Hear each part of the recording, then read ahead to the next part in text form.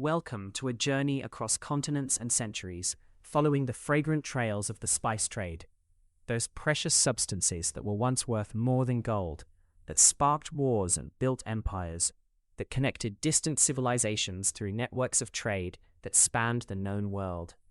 For the next few hours, we will trace the slow journeys of saffron and cinnamon, from their origins in remote fields and forests to the tables of emperors and the shops of merchants, experiencing the lives of those who cultivated, transported, and traded these extraordinary commodities. If you enjoy these deep explorations of historical trade and daily life, please like and subscribe to support our channel. Our story begins not in a marketplace or a port, but in a field in ancient Persia, in the region that is now Iran, sometime around the year 900 CE. It is autumn, late October or early November, and the landscape is transformed by a sea of purple flowers stretching across the valley floor. These are not wild flowers, but carefully cultivated crops, planted and tended with meticulous care. For these purple blooms are Crocus sativus, the saffron crocus, and from their delicate stigmas comes the most expensive spice in the world. The village of Qom sits at the edge of these fields, a cluster of mud brick houses with flat roofs, surrounded by irrigation channels that bring precious water from distant mountains. The village has grown saffron for generations, some say for centuries, and the knowledge of how to cultivate this demanding crop has been passed down from father to son, from mother to daughter, preserved in practice and oral tradition rather than in written texts. It is dawn, and the village is already stirring. The saffron harvest cannot wait. The flowers bloom for only 2 or 3 weeks each year, and they must be picked at precisely the right moment, in the early morning before the sun's heat causes them to wilt and close. Every member of the community who is able will work in the fields today, from children barely old enough to walk to elderly grandparents whose fingers are gnarled by decades of harvest labor. Ahmad ibn Rashid is a saffron farmer in his 40s, the head of a family that has worked these fields for as long as anyone can remember. His grandfather told him stories of his own grandfather working this same land, cultivating these same flowers, following the same rhythms of planting and harvest that Ahmad follows now. The knowledge has been transmitted without books, without written records, simply through demonstration and practice, through years of watching and learning until the work becomes instinctive. Ahmad walks through the fields in the grey pre-dawn light, accompanied by his wife Fatima, his 3 sons, his 2 daughters, his elderly mother, and several cousins and their families. Each person carries a basket woven from reeds, and as the light strengthens enough to see clearly, they begin to pick. The work requires extraordinary care. Each flower must be picked individually, grasped gently at the base to avoid crushing the delicate petals. The picker must move quickly.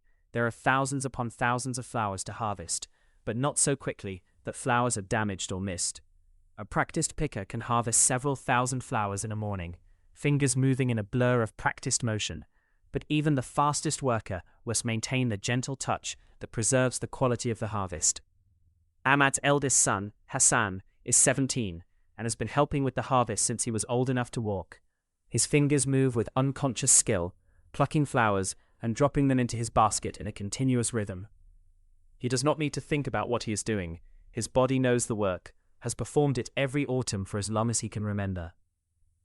This is not merely labor, but a kind of meditation, a connection to the land and to his ancestors who did this same work in this same place generations before. Beside him, his younger sister Zara, age 12, picks with equal speed, though her basket is smaller. She hums as she works, a traditional song that women in the village have sung during harvest for as long as anyone remembers. The melody is simple. The words speak of purple flowers and autumn mornings and the blessing of a good harvest. Other women in the field take up the song, and soon the valley is filled with voices, making the tedious work less lonely, creating a sense of community and shared purpose. The harvest continues through the morning, but it must stop by mid-morning. Once the sun is high and hot, the flowers begin to close and wilt, and their quality deteriorates.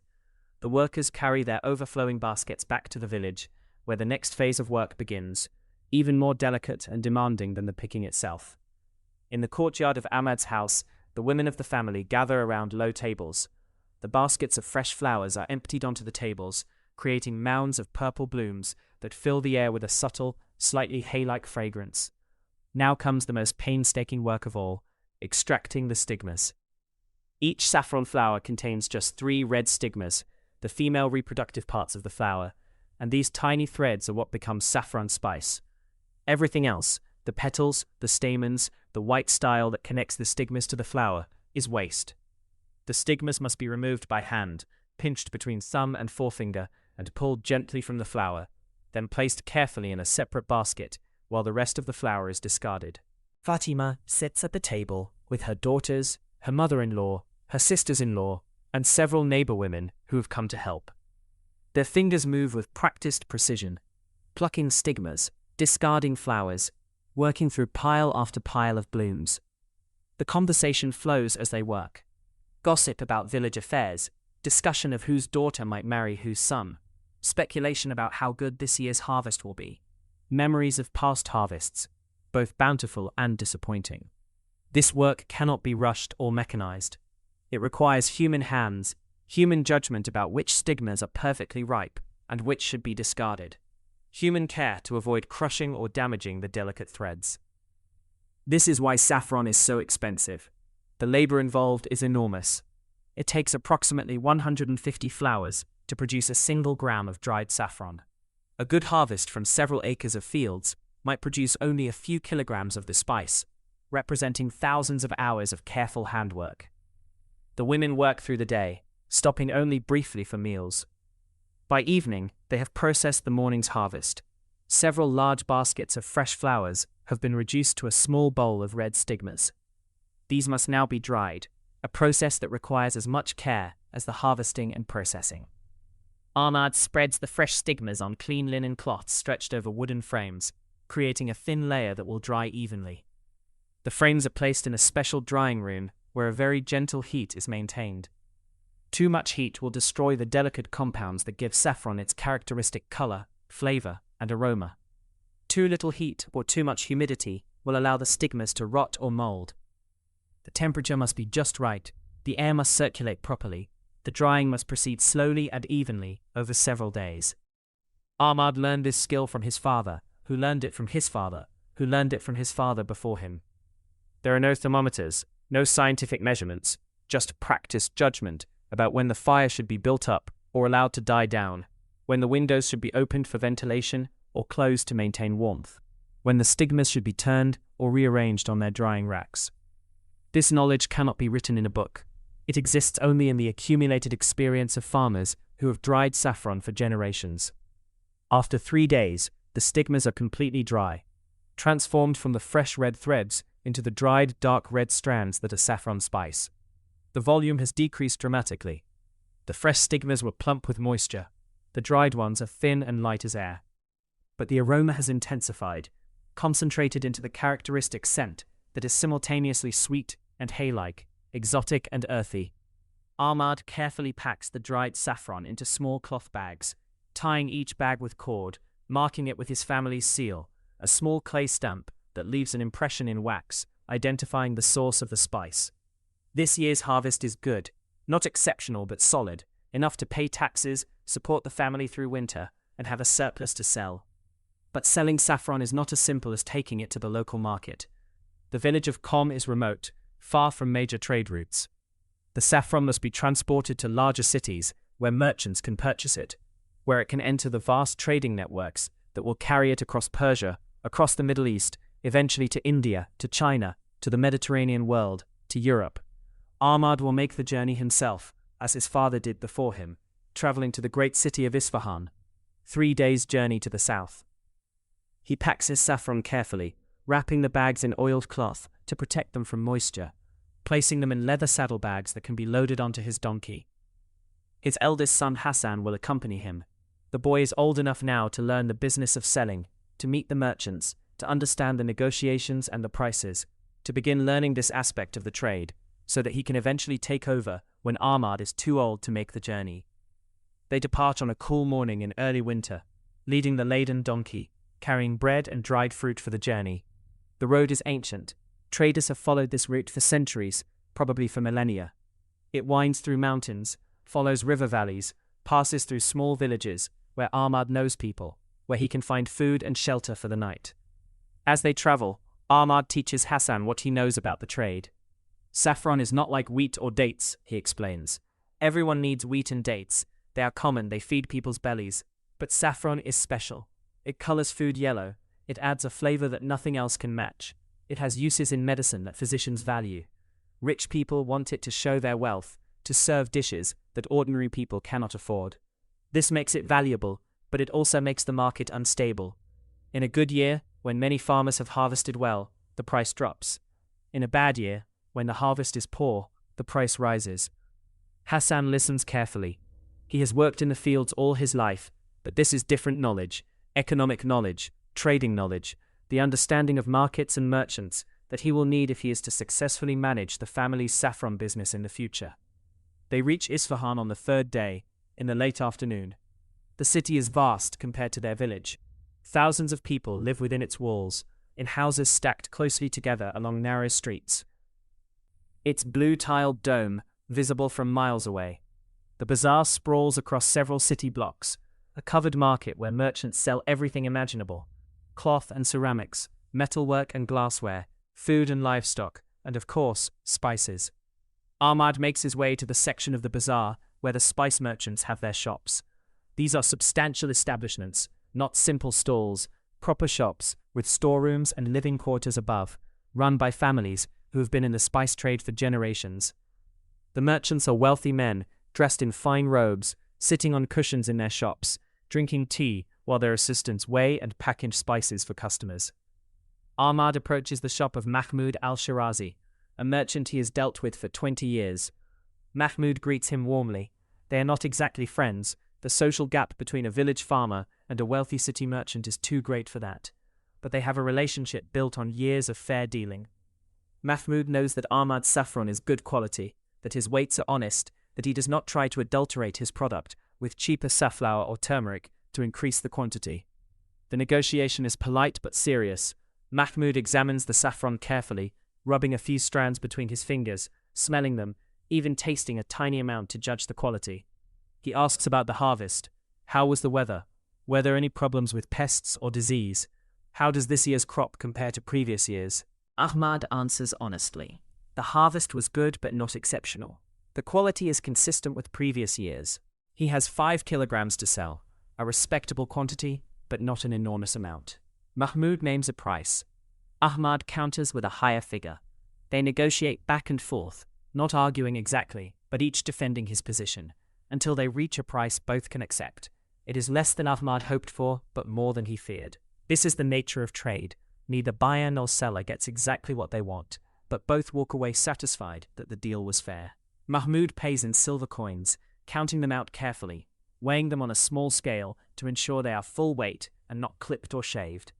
Ahmad counts them again, verifying the amount, then wraps them carefully in cloth and tucks them into an inner pocket where thieves cannot easily reach them. The transaction complete, Mahmoud invites Ahmad to share tea. As they drink, Mahmoud explains what will happen to the saffron Ahmad has sold him. Some of it will stay here in Isfahan, sold to wealthy households for cooking, to physicians for medicine. But most of it will go further, to Baghdad, to Damascus, to Cairo. I have agents in these cities who buy from me and sell to other merchants. From there, who knows? Perhaps to Constantinople, perhaps to the lands of the Franks, perhaps across the eastern trade routes to India or China. Saffron from this valley has traveled to the ends of the earth. Ahmad feels a mixture of pride and wonder. The saffron his family grew, that his wife and daughters processed with their own hands, will travel distances he can barely imagine, will be used by people he will never meet, in places he will never see. It is a humbling thought, a reminder that their small village is connected to the wider world through these threads of commerce, that the work they do matters beyond their immediate community. Father and son spend the night in a caravanserai, a traveler's inn, and begin the journey home the next morning. The donkey's saddlebags are lighter now, but Ahmad's pocket is heavy with silver. It has been a successful trip. The family will have enough to pay their taxes, to buy the things they cannot produce themselves, to save a little for the future. As they walk, Hassan asks his father about the merchants, about the cities the saffron will travel to, about the people who will eventually use it. Ahmad shares what he knows, but much of it is speculation and stories he has heard from other traders. He has never been to Baghdad or Damascus, has never seen the Mediterranean Sea or the great caravans that cross the desert. His world is the village, the fields, this road to Isfahan. But through the saffron trade, his world touches all those other worlds, connects to them in ways both tangible and mysterious.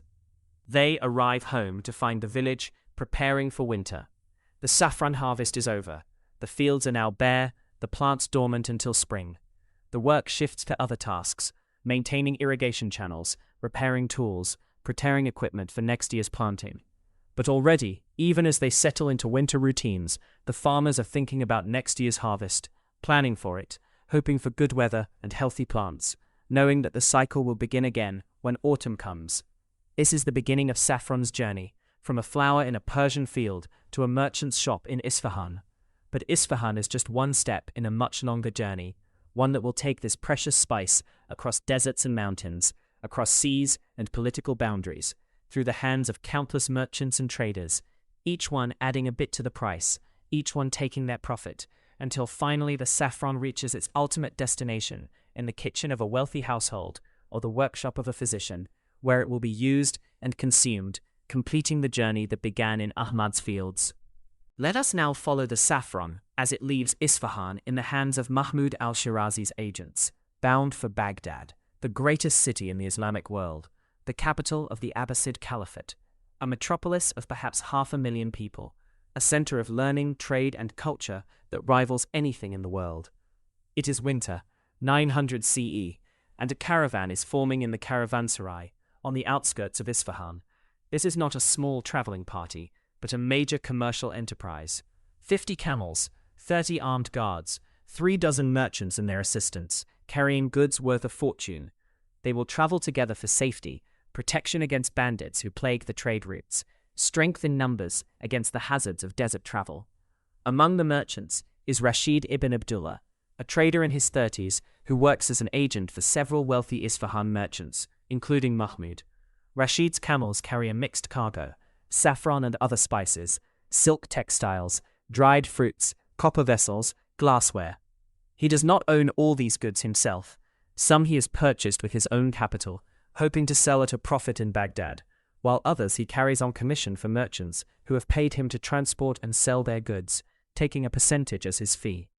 The journey from Isfahan to Baghdad will take approximately 3 weeks if the weather is favorable, following the ancient route that has connected these cities for centuries.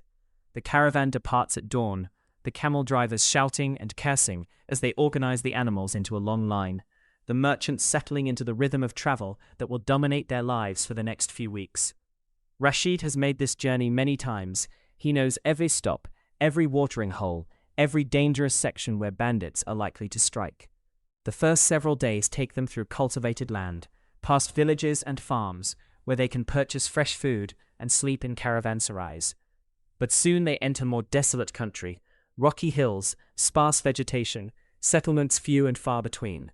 The caravan maintains strict discipline. They travel from dawn until mid-afternoon, when the heat becomes too intense and the camels need rest. They stop at designated resting places, ancient sites where wells provide water, where there is some shelter from the sun, where previous caravans have left traces of their passage. Tents are erected, fires are built for cooking, the camels are unloaded and allowed to graze on whatever sparse vegetation is available. Guards are posted throughout the night. Rashid takes his turn standing watch, sword at his belt, eyes scanning the darkness for any sign of movement. Bandits are a constant threat, organized groups of raiders who watch the trade routes, waiting for opportunities to attack caravans that seem poorly defended or insufficiently vigilant. The guards on this caravan are experienced fighters, many of them former soldiers, and the caravan is large enough that attacking it would be dangerous. But smaller groups have been attacked, merchants killed, goods stolen, bodies left for the vultures. During the day's travel, Rashid rides with other merchants, and they talk of trade, prices in different cities, what goods are in demand, which routes are safe, and which should be avoided, gossip about other traders, speculation about political developments that might affect commerce. This conversation is itself a form of education, a way merchants share knowledge and learn from each other's experiences. One evening, camped at a well halfway between Isfahan and Baghdad, Rashid sits with an older merchant named Ibrahim, a man who has been traveling the trade routes for 40 years, who has seen kingdoms rise and fall. who remembers when the Abbasid Caliphate was at its height and Baghdad was the richest city in the world. Ibrahim speaks of the changes he has seen. When I was young, these roads were safer. The caliphs maintained order, punished bandits severely, kept the trade routes open. Now, he shrugs, the caliphate is weaker. Regional governors act like independent kings. Bandits multiply. We must travel in large groups, hire many guards, and still we are not entirely safe. Rashid nods. He has heard these complaints before. Every older merchant seems to believe that the world was better in his youth. But Ibrahim is right that the political situation has deteriorated. The Abbasid caliphs, who once ruled an empire stretching from Spain to India, now control directly only Iraq and parts of Persia. Governors in distant provinces have become effectively independent.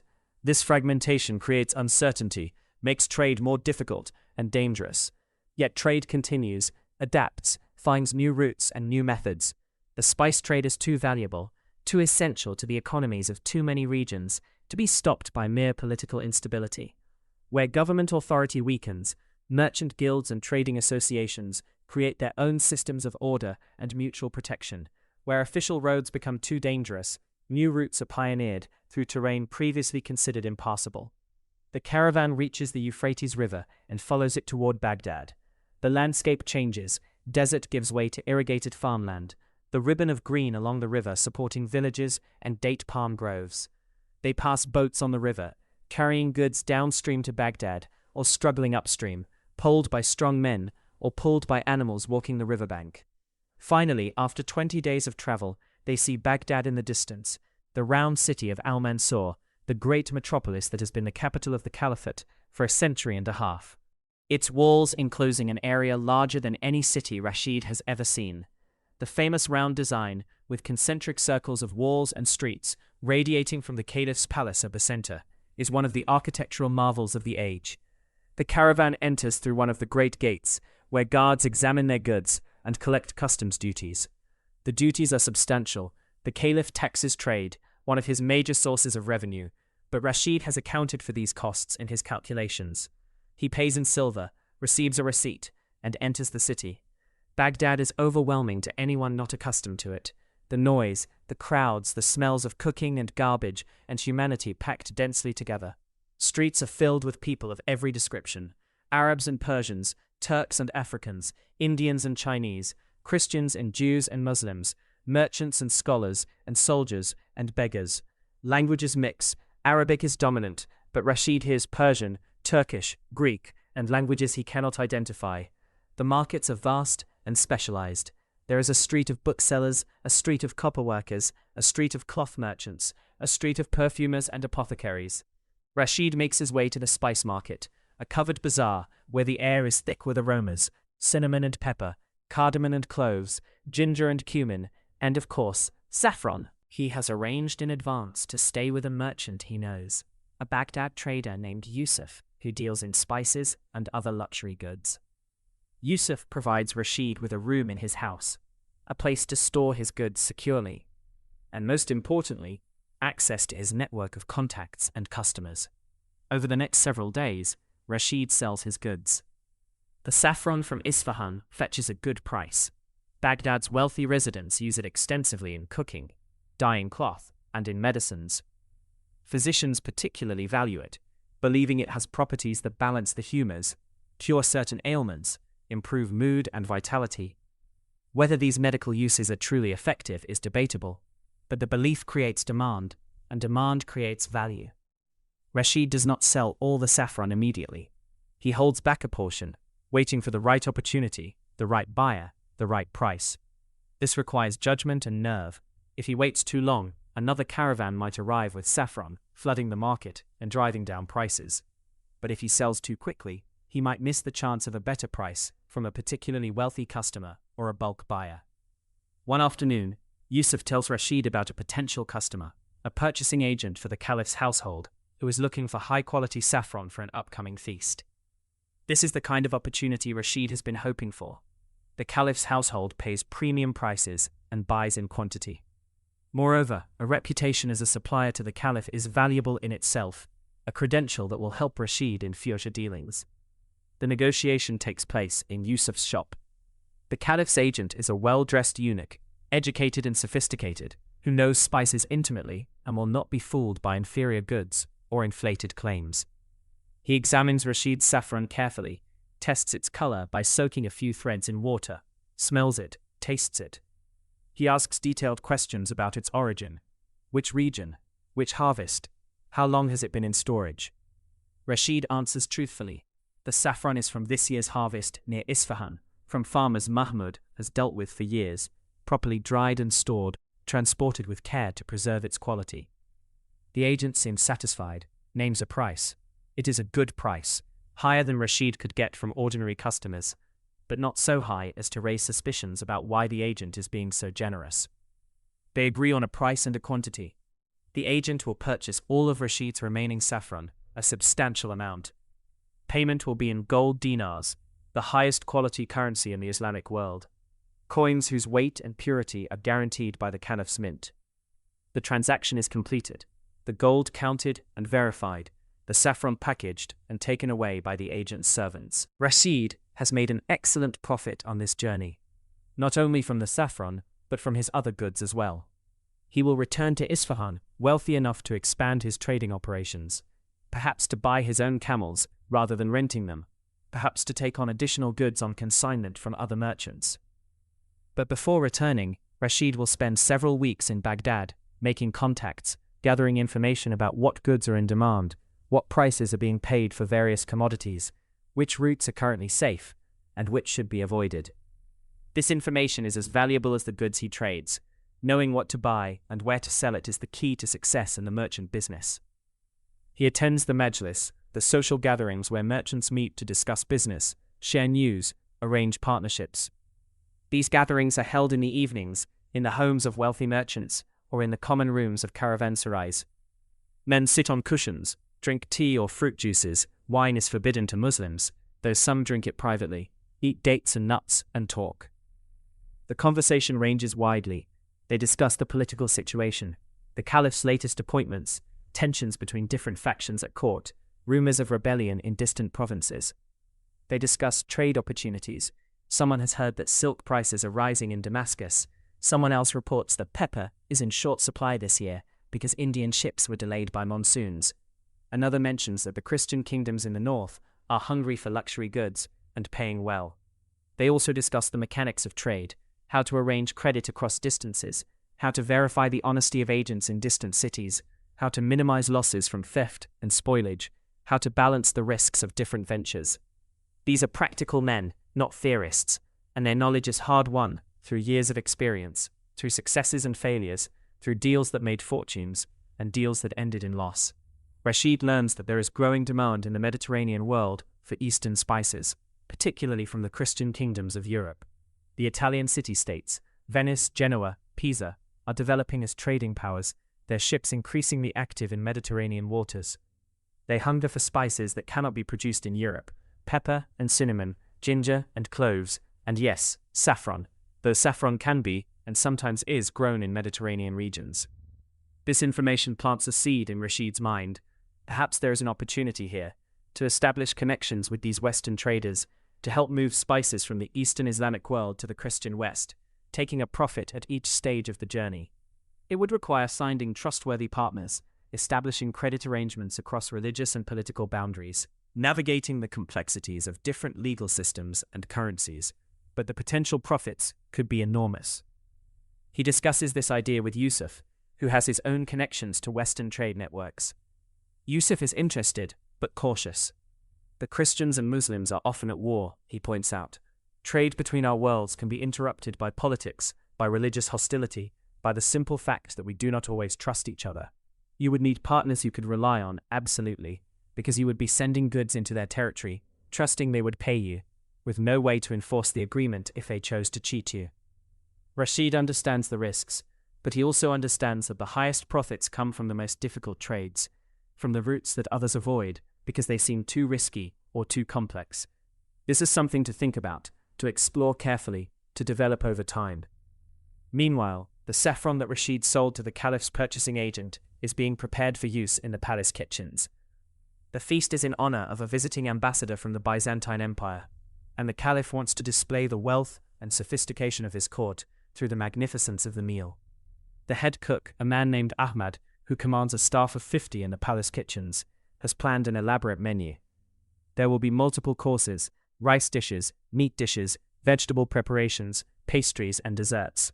Several of these dishes will feature saffron, not merely for its flavor, but for its color, for the beautiful golden yellow it imparts to rice and sauces.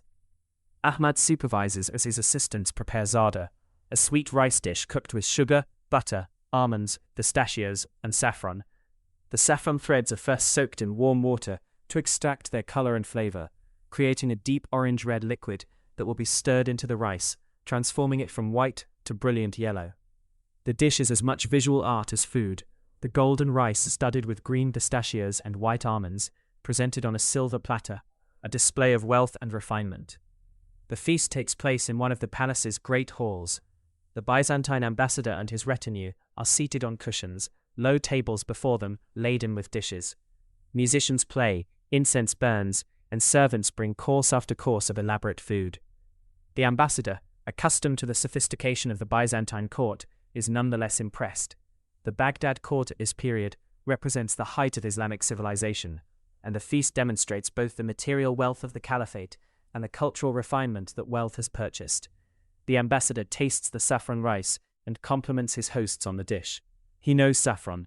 It is used in Byzantine cooking as well, and he can judge that this is high quality. The real thing, and not some cheap substitute. The golden color is perfect, the flavor distinctive, the presentation exquisite. He makes a mental note to acquire saffron to take back to Constantinople, where such a gift will impress the Byzantine emperor and perhaps earn the ambassador favor at court. Thus the saffron that began in Ahmad ibn Rashid's fields near Qom, that was processed by the women of his household, that was sold in Isfahan and transported to Baghdad, that was purchased by the caliph's agent and prepared by the palace cooks, has now reached one of its ultimate destinations, the table of the powerful, where it serves not just as seasoning, but as a symbol of wealth, sophistication, and the interconnected world of medieval trade. But this is still not the end of saffron's journey. Some of the saffron in Baghdad will travel further west, carried by merchants toward the Mediterranean, toward the Christian kingdoms of Europe, where it will be equally prized, equally expensive, equally symbolic of luxury and refinement. That journey will take us from the Islamic world to the Christian world, from the markets of Baghdad to the markets of Venice and beyond. While saffron makes its slow journey from Persia toward the Mediterranean, let us turn our attention to a different spice from a different part of the world, with its own complex history and trade networks. Let us travel to the island of Ceylon, modern Sri Lanka, in the Indian Ocean, to the forests where cinnamon grows wild, where it has been harvested for millennia, where it has been the foundation of trade networks connecting Asia to the Middle East and ultimately to Europe. It is the year 900 CE, and we are in the southwestern part of the island, in the coastal lowlands where cinnamon trees grow in abundance. The forest here is dense and humid, the air heavy with moisture and the sense of growing things. This is not a temperate forest, but a tropical one, thick with vegetation, alive with insects and birds, dangerous with snakes and other hazards, beautiful and uncomfortable in equal measure. Chandrasiri is a cinnamon peeler, a member of the Salagama caste, a hereditary group who have monopolized the cinnamon trade in Ceylon for generations. The knowledge of how to identify the best cinnamon trees, how to harvest the bark, how to process it properly. This knowledge is passed down within the caste, protected jealously, never shared with outsiders. The Salagama's entire economic and social position depends on this monopoly, and they guard it carefully. Chandrasiri is in his 20s, the son of a cinnamon peeler, the grandson and great-grandson of cinnamon peelers. He learned the trade as a child, accompanying his father into the forest, watching and learning, gradually taking on more responsibility until he could work independently. Now he leads his own small team, his younger brother, 2 cousins, and a teenage nephew who is learning the trade, into the forest to harvest cinnamon. The work is seasonal, done during the rainy season when the bark peels more easily from the trees. Chandrasiri and his team move through the forest, looking for the right trees, not too young, not too old, not too large. Large trees produce bark that is too thick and coarse, not too small. Small trees produce too little bark to be worth the effort. When they find a suitable tree, the harvesting begins. First, the smaller branches are cut away, leaving only the main stems. Then, using a special knife with a curved blade, Chandrasiri makes 2 longitudinal cuts around each stem, careful not to cut too deep and damage the wood beneath. He then makes circular cuts at intervals, dividing the bark into sections. The bark is then carefully peeled away from the wood, using the knife to separate it where it sticks, working gently to keep it intact. The fresh bark is thick and doesn't look much like the cinnamon familiar to modern consumers. It's pale, rough, still full of moisture. But the distinctive scent is there, unmistakable, sweet, spicy aroma that makes cinnamon valuable. The peeled bark is collected into bundles and carried back to the village, where the next phase of processing begins. This is where the skill and knowledge of the Saregama become most apparent, where the difference between premium cinnamon and inferior grades is determined. The bark must be fermented, left for a day covered with cloth, during which bacteria and enzymes begin to break down some of the cellular structure, making the bark more pliable and concentrating its flavor and aroma. Too little fermentation and the bark will be harsh and bitter. Too much and it will rot. The timing must be precise, and this precision comes only from experience, from knowing by touch and smell when the bark is ready for the next step.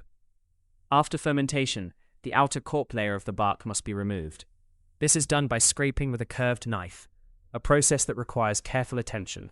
Scrape too shallow and cork remains, making the cinnamon bitter. Scrape too deep, and you waste the precious inner bark that is the source of the spice's quality. What remains after scraping is the inner bark, thin, flexible, aromatic. These strips are then rolled. Smaller pieces are inserted into larger pieces, creating the characteristic cinnamon quills, the cylindrical scrolls that are the form in which cinnamon is sold and transported. The rolling must be done while the bark is still pliable, before it dries and becomes brittle. The quills are shaped to a standard size, roughly 1 meter long, carefully constructed so they will dry into tight, even cylinders. This is skilled work, and Chandrasiri's wife and sister perform it, their fingers moving with practiced speed, rolling quill after quill, stacking them carefully to dry. The drying takes several days, during which the bark changes color from pale cream to the characteristic brown of cinnamon. The quills shrink as they dry, tightening into hard, brittle cylinders. The aroma intensifies, concentrating as the moisture evaporates, filling the drying shed with the sweet, warm scent. Finally, the dried quills are sorted by quality.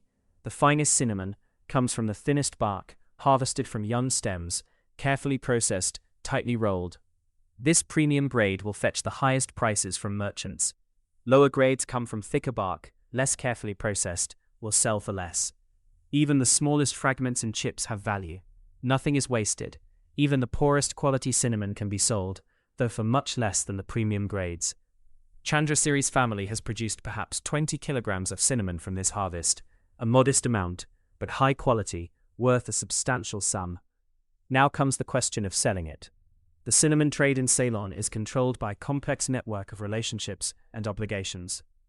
The Saregama caste members who actually harvest and process the cinnamon do not sell directly to foreign merchants. Instead, they sell to local traders, who sell to larger merchants, who sell to exporters, each middleman taking his profit, each layer adding to the final price that will be paid in distant markets. Chandrasiri takes his cinnamon to the coastal town where a Tamil merchant named Vijaya maintains a warehouse. Vijaya is not Saregama. He is from a merchant caste, but he has long-standing relationships with the Saregama families in the region.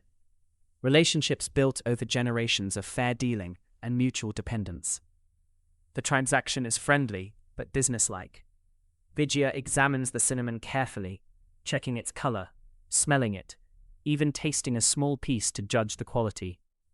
He knows cinnamon intimately. He has been trading it all his life, learned the business from his father, knows how to judge quality, knows what different grades will fetch in different markets. He offers a price. Chandrasiri counters. They negotiate, each knowing roughly what the other will accept, each trying to shift the final price slightly in his own favor. They reach agreement, not the highest price Chandrasiri hoped for, but fair, honest, enough to support his family for months.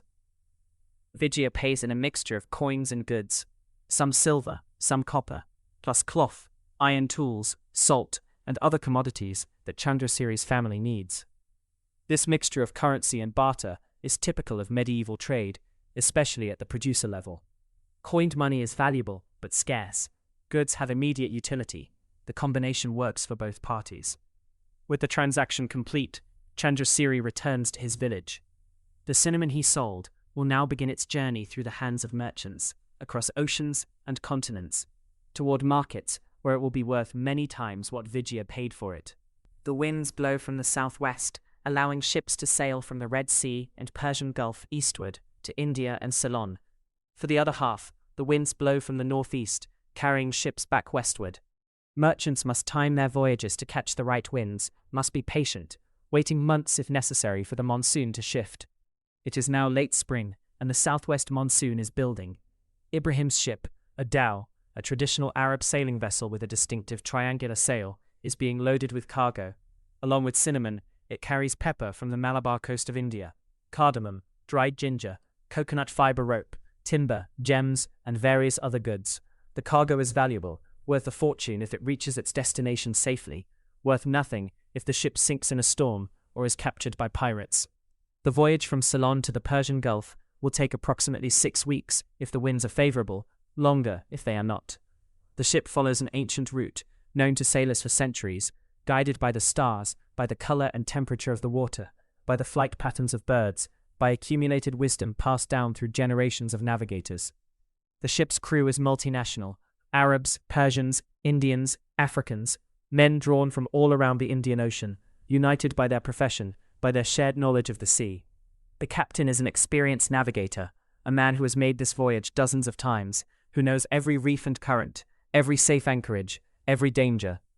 Life aboard ship is harsh. The men sleep on deck when weather permits, in cramped quarters below when it does not. They eat simple food: dates, dried fish, rice, hard bread. Fresh water is precious, carefully rationed. The work is constant, maintaining the ship, adjusting the sail, pumping out water that leaks through the hull planks, keeping watch for hazards. Storms are a constant threat. The Indian Ocean can be calm and beautiful, but it can also turn violent with little warning. Winds whipping the sea into towering waves, rain falling in torrents, the ship tossed about like a toy. During storms, the crew can only do their best to keep the ship afloat, to ride out the weather, to pray to God for deliverance. Ships are lost regularly, wrecked on reefs, capsized by waves, simply disappearing without trace, taking their cargoes and crews to the bottom of the sea. Pirates are another danger.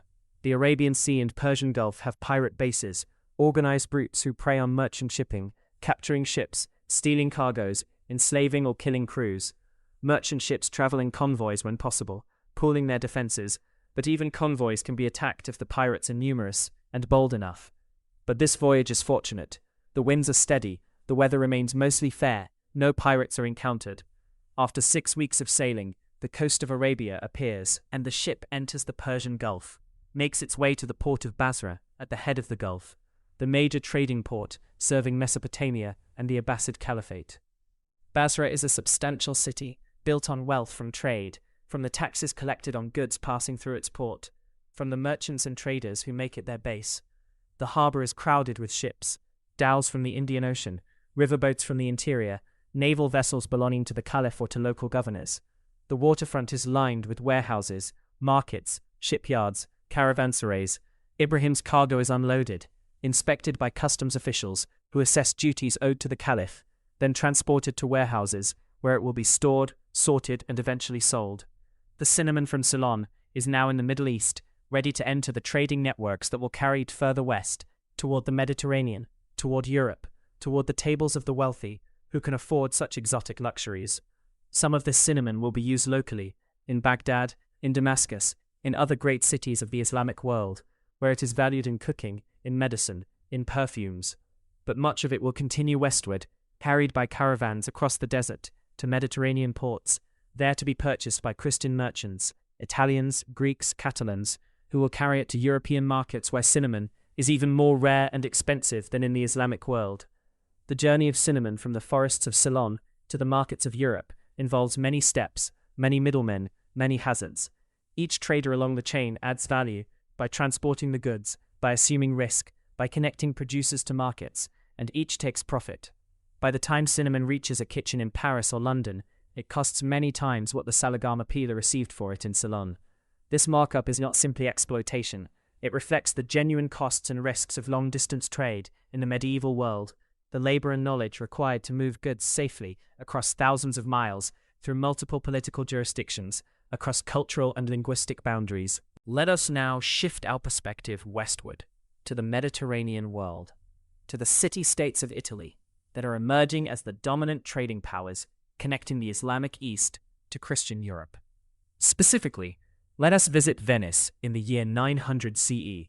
Though at this period, Venice is not yet the great maritime empire it will become, but rather a modest trading settlement built on islands in a lagoon, inhabited by people who have learned to make their living from the sea because the land offers them little. Marco Candiano is a Venetian merchant in his 40s, the son of a merchant, following a trade that his family has practiced for 3 generations. Venice's position is unique. Nominally part of the Byzantine Empire, practically independent, geographically isolated from the mainland by its lagoon setting, oriented toward the sea and toward trade as its primary source of wealth. Marco deals in spices, among other luxury goods.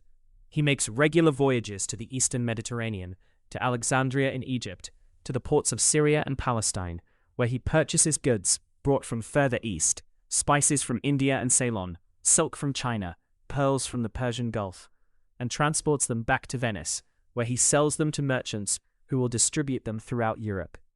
The business is profitable but risky.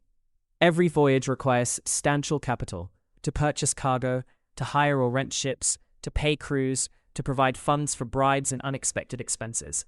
The capital is tied up for months, sometimes a year or more, before the voyage is complete and the goods are sold. If the ship is lost, if the cargo spoils, if markets shift and goods cannot be sold at profit, the losses can be catastrophic, can ruin a merchant family. To manage these risks, Marco works in partnership with other merchants, pooling capital, sharing both risks and profits. He also uses credit arrangements, borrowing money for specific voyages, repaying with interest when the cargo is sold. These financial instruments are becoming increasingly sophisticated in Venice and other Italian trading cities, developing into the complex banking and commercial practices that will eventually transform European economy. It is early spring, and Marco is preparing for his annual voyage to Alexandria. He has formed a partnership with 2 other Venetian merchants. They will share the costs of chartering a ship, hiring crew, purchasing cargo, and split the profits when the goods are sold. Each partner is investing his own capital, plus additional funds borrowed from moneylenders, a risky but potentially very profitable arrangement. The ship they have chartered is a large trading galley, a vessel powered by both sails and oars, capable of carrying substantial cargo, while also having the speed and maneuverability to evade pirates or adverse weather. The crew consists of sailors to handle the ship and oarsmen, free men, not slaves. Galley slavery will come later, who are paid wages and also given a small space to carry their own trading goods, allowing them to participate in the commercial venture. The cargo they are taking to Alexandria consists of European goods that are valuable in Middle Eastern markets: timber from the Alps, scarce in the treeless Middle East, iron ingots, wool cloth from Flanders, furs from the north, wine for Christian communities in the Levant, and silver coins. These goods will be sold or traded for the Eastern luxury goods that Marco will bring back to Venice. The voyage from Venice to Alexandria takes approximately 3 weeks, following the Italian and Greek coasts, crossing the open Mediterranean from Crete to Egypt. The seas are relatively calm at this season. Summer is the sailing season in the Mediterranean, while winter is too stormy and dangerous for commercial shipping. They sail during daylight hours when possible, anchoring at night in sheltered bays. The Mediterranean has been sailed for thousands of years, and experienced captains know every harbor, every safe anchorage, every dangerous rock and reef. Navigation is by stars and sun, by careful observation of landmarks along the coast, by the accumulated knowledge of generations of sailors. Marco spends his time aboard ship, reviewing his plans, calculating potential profits, worrying about the many things that could go wrong. He has made this voyage many times, but it never becomes routine. Each voyage is different. Each brings new challenges and opportunities. A successful merchant must be flexible, quick to recognize and respond to changing conditions, willing to adapt his plans based on new information. The ship arrives in Alexandria, one of the great cities of the medieval world, heir to ancient glories, still a major center of trade, despite having declined from its ancient peak. The harbor is crowded with ships from across the Mediterranean and beyond. Byzantine vessels, Arab ships, Italian traders, even occasional ships from as far away as northern Europe. Marco has relationships with merchants in Alexandria, contacts built up over years of trade, men he trusts to some degree, though complete trust in business is rare and probably foolish. He stays in a fondaco, a combination warehouse, market, and hostel, where foreign merchants are required to stay and conduct their business, both for their own protection and so local authorities can monitor and tax their activities. The process of buying and selling takes weeks. Marco must sell the goods he brought from Venice, bargaining with local merchants, negotiating prices, arranging payment. Simultaneously, he must purchase the goods he will take back, and this is where the spice trade becomes central to his business. Marco's main contact in Alexandria is a Jewish merchant named Abraham, who acts as an intermediary between the Eastern trade networks, dominated by Muslims, and the Western networks, dominated by Christians. Jews occupy this intermediary position in many medieval trading cities, trusted by both Christians and Muslims to some degree, able to operate in both worlds, providing essential commercial connections across religious boundaries. Abraham has access to goods that have arrived in Alexandria from the Red Sea route, spices from India and Ceylon, including the cinnamon that began its journey in Chandrasiri's village, that was shipped across the Indian Ocean to the Persian Gulf, that was then transported overland or via the Red Sea to Egypt. These goods are expensive even here in Alexandria, but they will be worth far more in Venice and in the European markets beyond. Marco examines the cinnamon Abraham shows him. He knows how to judge quality. The color should be brown but not too dark. The aroma should be strong and sweet. The quills should be tightly rolled and uniform in size. Poor quality cinnamon might be adulterated with cassia, a cheaper, inferior spice from the same botanical family, or might simply be old, stale, its aroma faded. Marco has been cheated before, has learned to be suspicious, to test goods carefully before committing to purchase. The cinnamon Abraham offers is good quality. The real thing, relatively fresh, properly prepared, but the price is high, higher than Marco expected. He protests, claims the quality is not as good as Abraham says, argues that he has seen better cinnamon for lower prices elsewhere. This is probably a bluff. Marco has no immediate alternative source. Abraham counters that cinnamon is scarce this year, that the ships from India were delayed, that demand is high. He suggests that if Marco doesn't want to pay his price, there are other buyers who will. This too is probably a bluff, or at least an exaggeration, but it contains enough truth to be credible.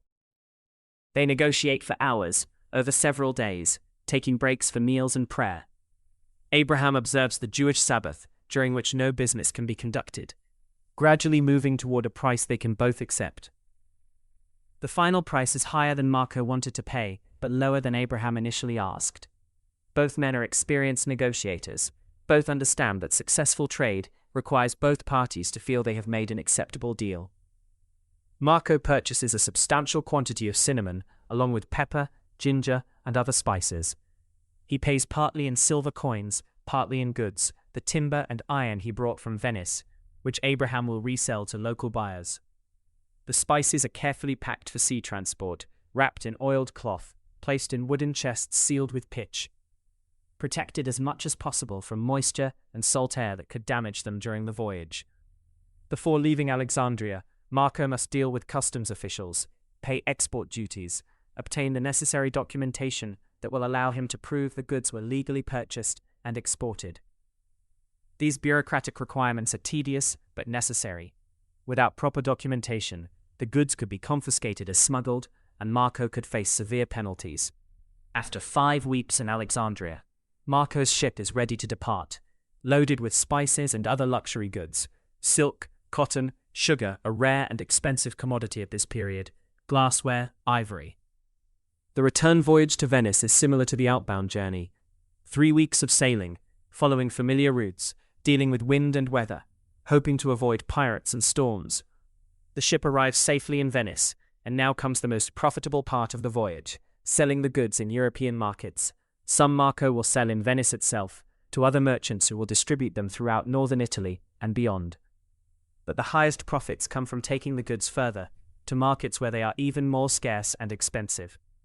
Marco sends a portion of his cinnamon north, over the Alps to Germany, where merchants in Augsburg and Nuremberg will purchase it for distribution throughout Central Europe. Another portion goes to France, where Parisian merchants are eager for exotic spices to sell to the nobility and wealthy bourgeoisie. A smaller quantity goes to England, a relatively poor market at this period, but one that is growing and that Marco hopes to cultivate for future trade. The profits from this voyage are substantial. Marco estimates he has made perhaps a 200% return on his investment, tripling the capital he and his partners put in. After repaying their loans with interest, after setting aside funds for the next voyage, after dividing the profits among the partners, Marco's personal share is enough to live comfortably for a year, to expand his house, to provide dowries for his daughters, to invest in future trading ventures. But Marco is not content with one successful voyage.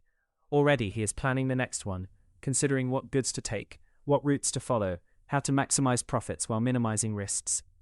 The merchant life is not secure. Each voyage is a gamble, each investment a risk, but for those with skill, knowledge, and luck, the rewards can be extraordinary. Let us now follow the cinnamon and saffron to their ultimate destination, the tables of the wealthy in medieval Europe, where these exotic spices are used not merely as seasoning, but as symbols of status, wealth, and sophistication.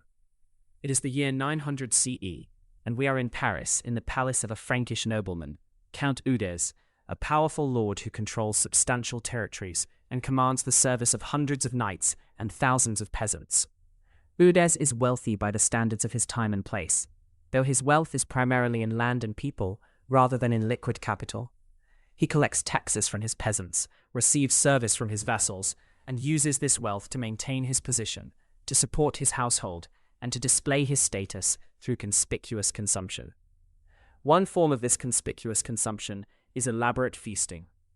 Medieval nobles demonstrate their wealth and power through hospitality, through the ability to provide abundant food and drink, through serving dishes that ordinary people could never afford. Spices play a crucial role in this display. They are expensive, exotic, require long-distance trade to obtain, and thus serve as perfect status markers.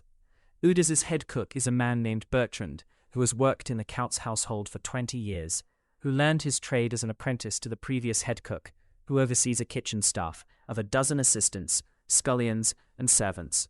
Bertrand is not merely a cook, but something approaching what we would call a chef, a skilled professional who creates sophisticated dishes, who understands flavor and presentation, who can make a feast memorable. Today's feast is in honor of a visiting bishop, and Bertrand has planned an elaborate menu. There will be multiple courses, roasted meats of various kinds, fish dishes. It is a Friday, so some dishes must be meatless for those observing the fast, vegetables prepared in various ways, pastries and desserts. And several of these dishes will feature spices, including both cinnamon and saffron. One dish Bertrand is preparing is blancmange, a medieval delicacy made from chicken, rice, milk, and almonds, flavored with sugar and spices. The dish is expensive to make. Rice must be imported from the Mediterranean, almonds from the south. Sugar is rare and costly, and the spices add further expense. But the result is impressive, a white, delicate dish with subtle flavors, very different from the heavy, rough food that ordinary people eat. Bertrand uses saffron to color a rice dish. The golden yellow impresses guests, demonstrates that the Count can afford such expensive seasoning. The amount of saffron needed is actually quite small. A few threads produce intense color, but the fact that it is there, that it can be identified by sophisticated diners, matters more than the quantity used. Cinnamon features in several dishes, a spiced wine that will be served before the meal, a sauce for roasted venison, and a sweet custard dessert.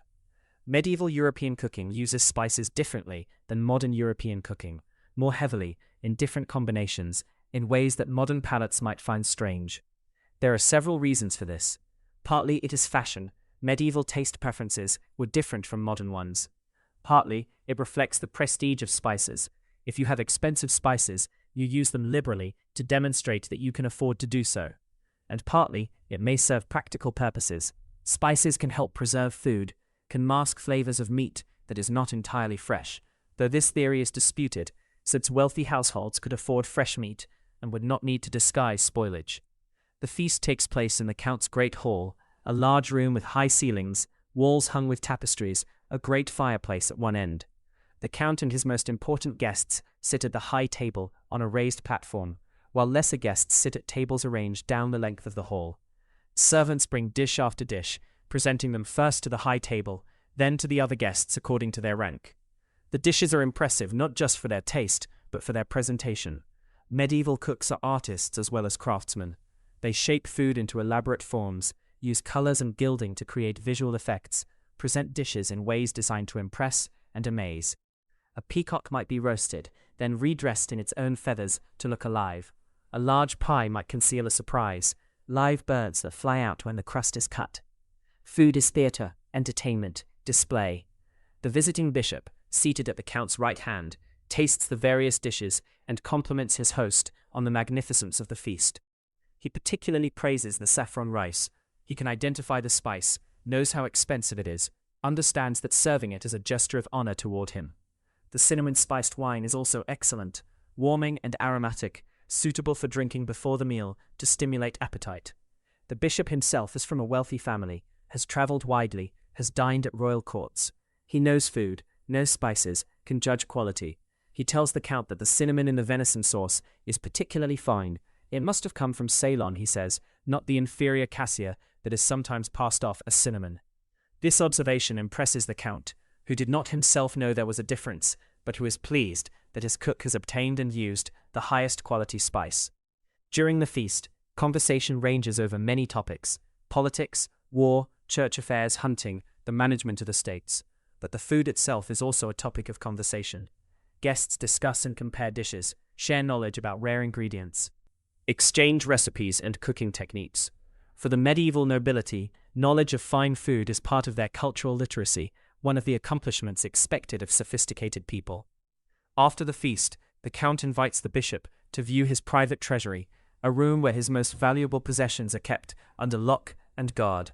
Among the treasures are religious relics, gold and silver vessels, jeweled ornaments, and stocks of precious spices. The spices are kept in locked chests, each spice in its own compartment, sealed to preserve freshness and prevent theft.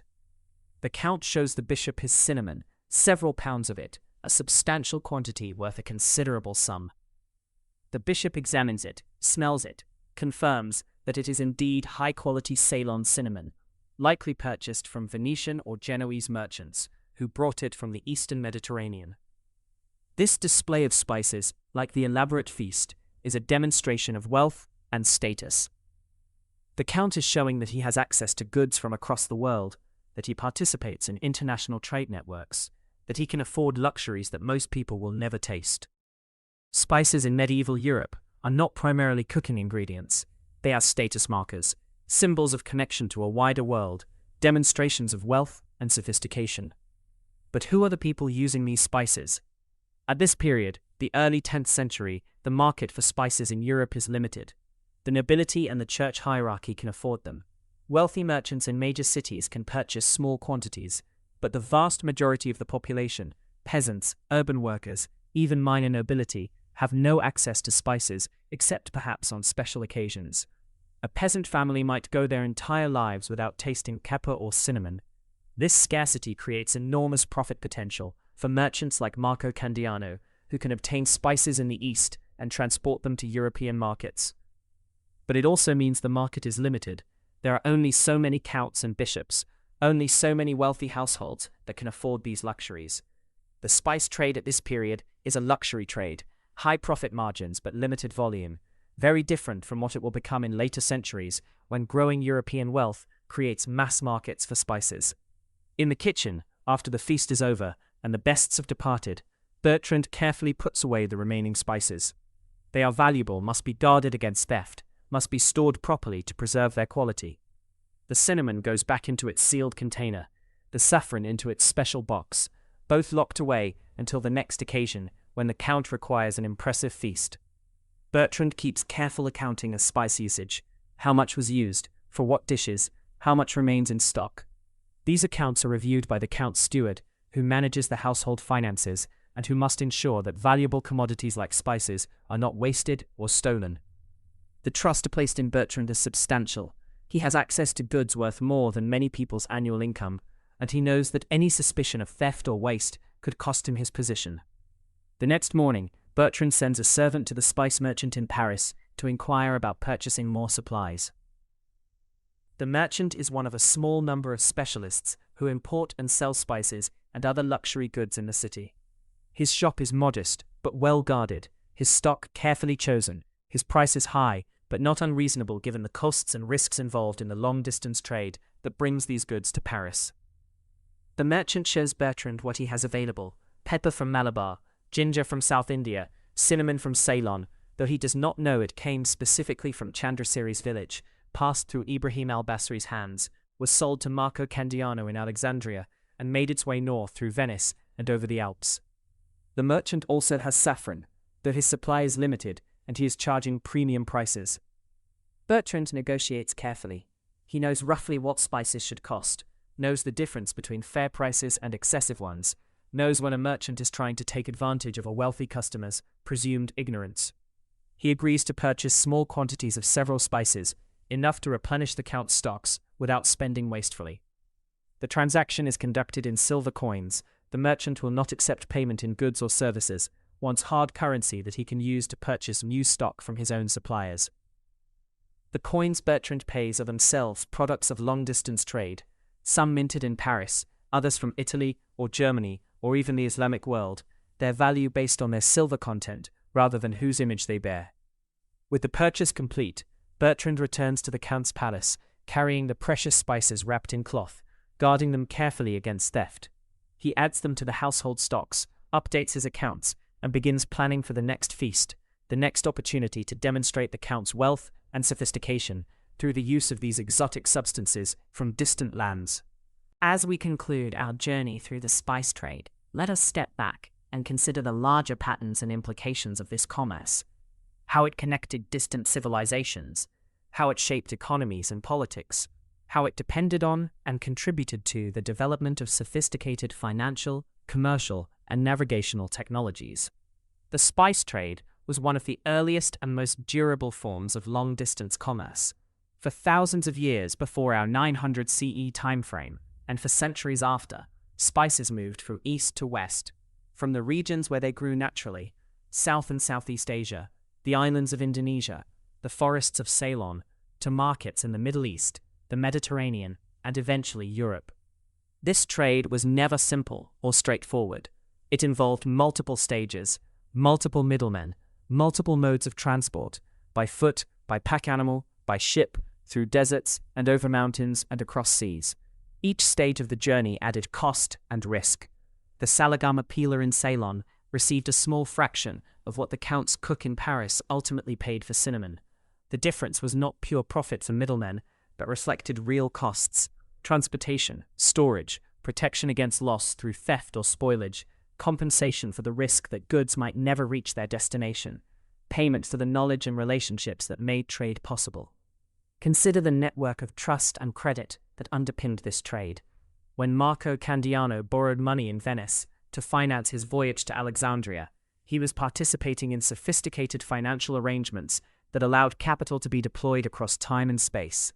When Ibrahim al-Basri sent goods to Alexandria with agents he trusted to sell them honestly and remit the proceeds, he was relying on relationships built up over years or even generations.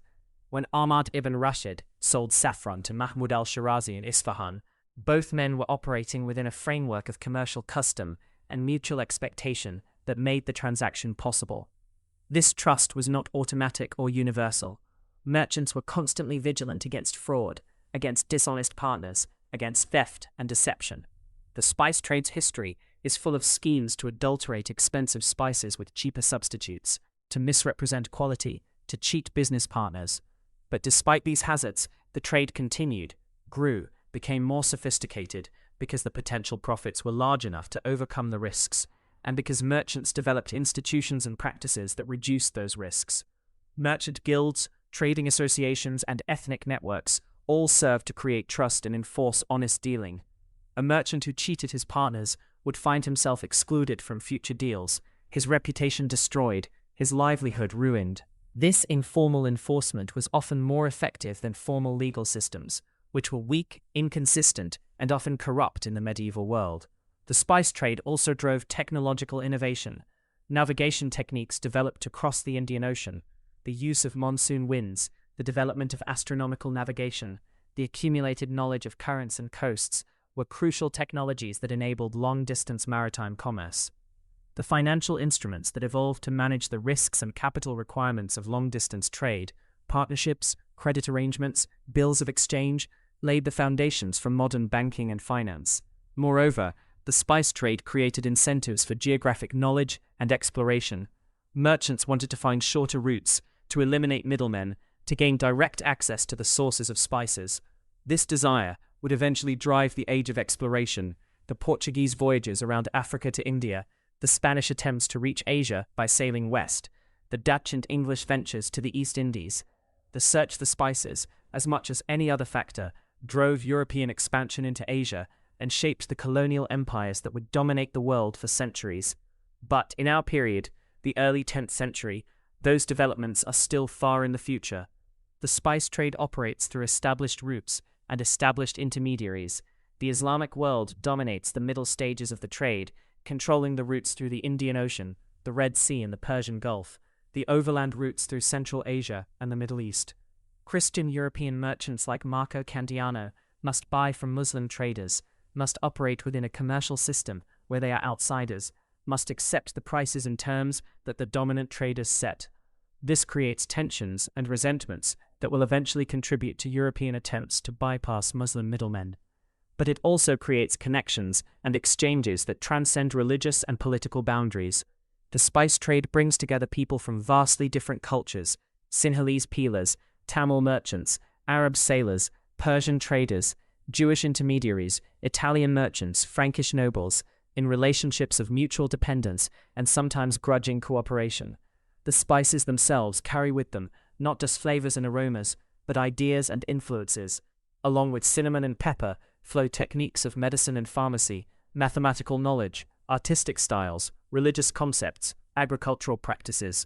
The trade routes are also routes of cultural transmission, ways that innovations and ideas spread across the vast distances of Eurasia. Consider Saffron's journey from Ahmad ibn Rashid's field near Qom to Count Eudes's table in Paris. That journey connects Persian agriculture to Frankish aristocratic culture, links the commercial networks of Isfahan to those of Venice, demonstrates the interdependence of regions separated by thousands of miles and vast cultural differences. Ahmad and Eudes will never meet, probably never even know of each other's existence, yet their lives are connected through the web of trade. Or consider Cinnamon's path from Chandrasiri's forest in Ceylon to Bertrand's kitchen in Paris. That path includes multiple ocean crossings, passage through several political jurisdictions, transactions in multiple currencies, involvement of merchants from at least half a dozen ethnic and religious communities. Each stage of the journey requires specialized knowledge. Chandrasiri's knowledge of which trees to harvest and how to process the bark, Ibrahim's knowledge of ships and monsoons, Marco's knowledge of markets and prices, Bertrand's knowledge of cooking and presentation. This specialization and division of labor is itself remarkable. No one person understands the entire system. Each participant knows his own role, his own stage of the journey, his own market, but not necessarily the bigger picture. Yet the system works. Goods flow from producers to consumers. Prices adjust to supply and demand. Knowledge and practices evolve and improve. This is the invisible hand of market economics, operating in the medieval world, creating order and efficiency without central planning or direction. But we should not romanticize this trade. It was driven by profit, by the desire for wealth and status, by competition, and sometimes by exploitation. The profits that Marco Candiano made in Venice came partly from the labor of Chandrasiri in Ceylon, who received a tiny fraction of the final price. The elaborate feasts of Count Eudes demonstrated his wealth, but also his power over the peasants whose labor supported his lifestyle. The spice trade was part of larger systems of inequality, of hierarchies of wealth and power that characterized medieval society. Moreover, the trade could be disrupted by politics and war. When Christian and Muslim powers fought, trade routes could be cut, Merchants could be attacked, goods could be confiscated. The Crusades, which would begin about 2 centuries after our 900 CE timeframe, would create both opportunities and dangers for spice traders. Opportunities because wars create demand for supplies, dangers because armies disrupt normal commerce. Piracy was a constant threat throughout the medieval period. Organized pirate groups operated in the Mediterranean, the Red Sea, the Persian Gulf, the Indian Ocean. They attacked merchant ships, captured cargoes, enslaved or killed crews. Some pirates were essentially criminals, others were quasi-legitimate, operating with the tacit approval of local rulers who took a share of the plunder, or even commissioned by governments as privateers to attack enemy commerce. Disease was another hazard. Ships were crowded, unsanitary environments where diseases could spread rapidly. Ports were often pestilential, particularly in tropical regions where malaria and other fevers took a heavy toll on foreign traders. Merchants who survived to old age were often the ones who had been lucky as much as skillful, who had avoided the diseases, storms, shipwrecks, and attacks that claimed many of their colleagues. Yet despite all these hazards, the spice trade persisted and grew. The demand for spices in Europe increased over the medieval period as European wealth slowly increased, as more people could afford small luxuries, as the market for spices expanded beyond the narrow elite of the early Middle Ages. This growing demand drove the expansion of trade, the search for new routes and new sources, the development of more efficient commercial practices. By the late medieval period, the 14th and 15th centuries, the spice trade would be substantially larger and more sophisticated than in our 900 CE period. Italian city-states, particularly Venice and Genoa, would dominate Mediterranean commerce, would establish colonies and trading posts throughout the Levant, would accumulate enormous wealth from the spice trade. This wealth would help finance the Renaissance, the flowering of art and learning that transformed European culture. And eventually, the search for direct access to Asian spices would drive European exploration and colonization. The Portuguese would sail around Africa to reach India directly, eliminating Muslim middlemen. The Spanish would stumble upon the Americas while searching for a western route to the Spice Islands. The Dutch and English would establish colonial empires in Southeast Asia, controlling spice production at its source, transforming the trade from a partnership of equals into a system of colonial extraction. But all of that is future history. In 900 CE, the spice trade is a network of roughly equal participants, each contributing their specialized knowledge and labor, each taking their share of the profits, none yet dominant enough to control or reshape the system. Ahmad tends his saffron, Chandrasiri peels his cinnamon, Ibrahim sails his ships, Marco conducts his negotiations, and Bertrand prepares his feasts, each playing their part in a vast, complex system that connects the world through commerce and these precious substances. As we conclude this journey, let us return one final time to where we began, to Ahmad's fields near Qom, where the autumn crocus is blooming again, where the purple flowers spread across the valley, where another harvest is beginning. Ahmad is older now. His eldest son Hassan has taken on more responsibility. His younger children are learning the trade as he once learned it from his father. The rhythms continue, the cycle repeats, the slow journey of saffron from field to table proceeds as it has for centuries, as it will for centuries more, connecting distant worlds through threads more valuable than gold, through the patient labor of countless hands, through the ancient and enduring human desire for flavors that delight, for colors that amaze, for substances that transform the ordinary into the extraordinary. The spice trade's secrets are not really secrets at all. They are the accumulated knowledge of generations, the practical wisdom of farmers and merchants, sailors and cooks, each contributing their part to a story larger than any individual, a story of connection and commerce that spans the world.